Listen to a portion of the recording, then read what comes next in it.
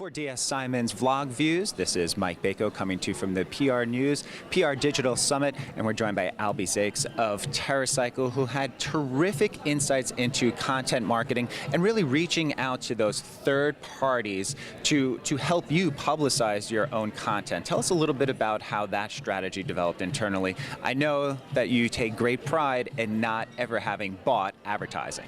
Sure, so TerraCycle relies, as you mentioned, entirely on earned media. And that's fine until your story starts to get a little bit stale, which happens to every company, no matter how hard you try.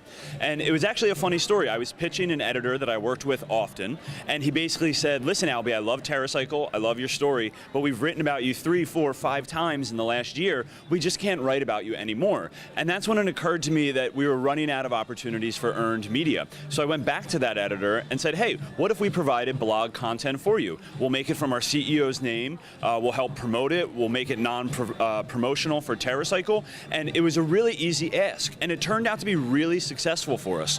You know, that editor at Inc. magazine said yes, our CEO started blogging for them, that was in 2008. Today we have over 15 different third-party columns, Packaging Digest, Green Child, Huffington Post, even the New York Times, and it's a real easy value proposition. We're going to give you free content and free marketing. Who would say no? How difficult is it internally to craft that content so that it's not overly promotional? I'm sure that the third parties that you're trying to distribute the content to are very mindful about not just making it an advertisement for TerraCycle. Sure, that we really focus on how we can take something that TerraCycle is doing and then draw much larger conclusions, what that means for the industry, what people can learn from it. So we're able to promote TerraCycle at some level, but then also give key learnings, key takeaways, and relate it to something that's going on larger in the industry. So we're really accomplishing both goals. We're accomplishing the goals of the third-party group, and we're also accomplishing our own goals of promoting our products and services. When you do that promotion, that's part of the give and take with some of these brands. What avenues are you doing? Where are you finding the most penetration? Is it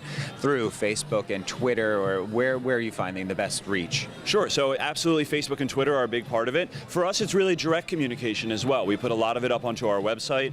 We put at least 2 posts every month into our monthly newsletter, and then we'll also look for third-party media beyond the original source that likes to repost. You know, you have all of these news aggregators and web crawlers that are out there. So we've developed relationships with other media that will take the media that's already been posted and repost it.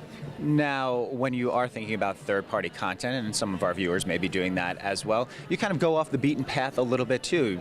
You mentioned the websites, that outgrowth of that was a book. You also mentioned video games, partnering with a video game company. How did that happen? Was that something that you were having as a long-term goal, or did that come organically to you? No, you know, it came relatively organically. You know, our content marketing mission statement is to make green accessible, fun, entertaining, and educational, and the game was really perfect for that, because usually people think of green as being boring, annoying, something you have to do, a responsibility. You're guilted into it. We want to make green something that's fun, that's engaging, that people come to, and so gamification and making a Facebook game was an obvious choice for us, because it shows people that green doesn't have to be boring. All right, and neither was this conversation. Thanks for joining us. Thank you.